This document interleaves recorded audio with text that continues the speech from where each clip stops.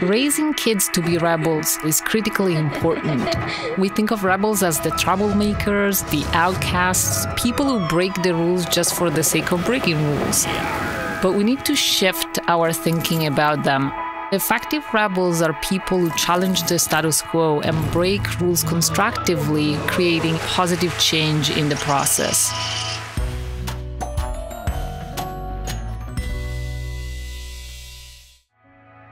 When I think about teaching my kids about the value of rule breaking and rebelliousness, I think about rebels like Captain Sully Sullenberger, the person who landed a plane in the Hudson River.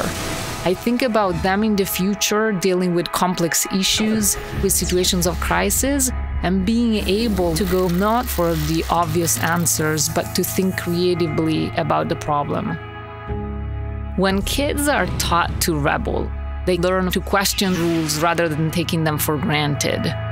So for instance, one morning our 4.5-year-old Alex was having a bowl of milk and cereals. He looked at my husband and he asked for the coloring bottles that we use to color eggs during Easter. My husband asked Alex, "What are you going to do with that?" Alex said, "I'm going to color my breakfast."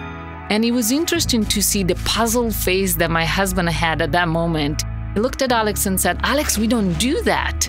And Alex looked back at him and said, "Why not?" And as we were trying to figure out the right answer, Alex was happily eating pink milk with his cereals. Sometimes kids act in ways that as a parent you might think is irrational, and the reaction is to say, "No, no, no, no, no." But what I realized is that often we dictate rules that really should be questions. And what I've learned is to pause and give my children the space that they need to be curious and to keep on exploring.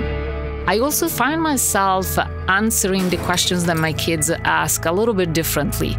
Rather than giving them an answer, I ask the question, "Why do you think that is the case?"